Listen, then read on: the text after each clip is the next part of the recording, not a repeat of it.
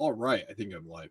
So today, what I wanted to talk about, I just was perusing fantasy news today, and I came across a Reddit post where someone was asking about handcuffs, and the responses kind of annoyed me because I think it's like kind of you know an, a obtuse way of viewing things. So the big thing to look at when it comes to backfields is uh, versus handcuffs is handcuffs allow me to maximize my upside by having a potential number one or high end two, um, and then being if that guy gets injured, then I get to just put new batteries in the remote control and move on, and that's an important way to view my roster because that that type of production doesn't grow on trees. I'm not going to be able to just go to the waiver wire and pick it back up. So the guy on my bench is not a guy that I would end up using unless that scenario plays itself out. That guy has a lot of value.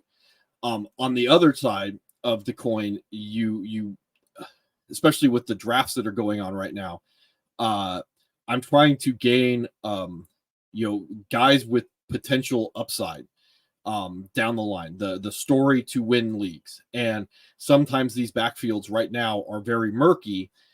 So I want to just get my pieces and then work that out with roster turn as the season goes on.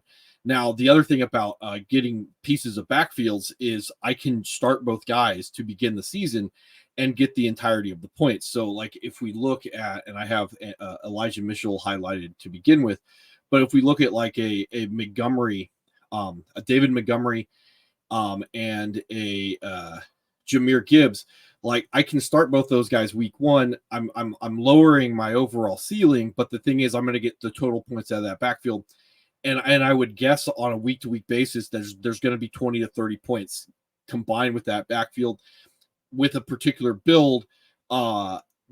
That's enough for me to win most weeks. If I have a top tier quarterback, I have one of those top four tight ends, and I go wide receiver heavy, that might be enough to win me my week. You see, like Jahmyr Gibbs on ESPN is 31 overall, running back 12.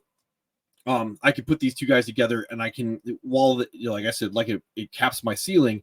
It also helps me because I just don't have to worry about it, and then I can eventually figure things out down the line. It's the same thing with like the Eagles. That's why I have DeAndre Swift up here with Rashad Penny.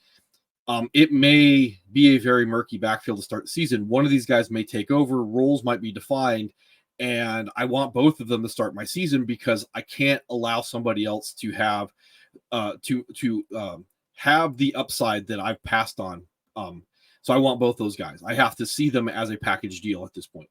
And again, the reason why to bring this up is right now coming out of draft season, because this will probably be the last time I show rankings, pre-draft rankings. The idea is that having someone else's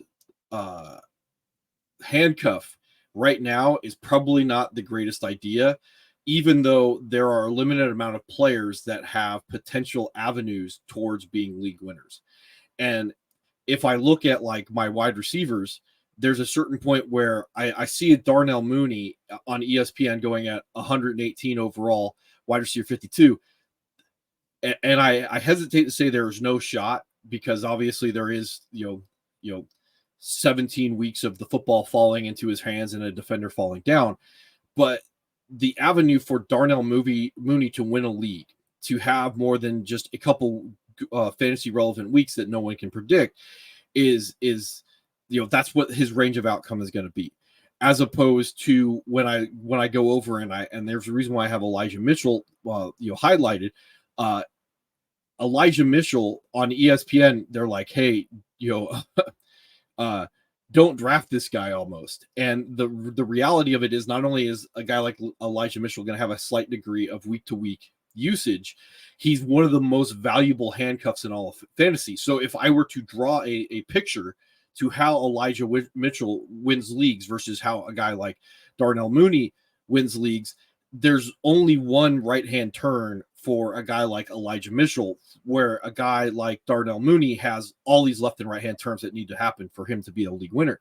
So, like, if I'm taking a Christian McCaffrey, number 2 RB2, 4 overall, like, why wouldn't I just have an Elijah Mitchell at the bottom of my bench? Because I know I have the same road towards league winner, with Elijah Mitchell on my bench, as if I just drafted Christian McCaffrey and he still stays healthy.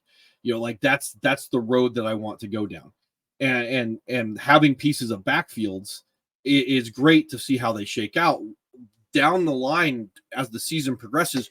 Owning other people's handcuffs is a good idea, because there's going to be fewer and fewer guys on the waiver wire that have the ability to win leagues. So getting lucky in week 8 and having someone else's handcuff because they didn't put them on their bench, that's the easiest way for me to win a league. Last year, having Kenneth Walker on your bench when Rashad Penny went down was a very easy way to have a high-end RB2, low-end RB1 and win your league. And coming out of the draft, these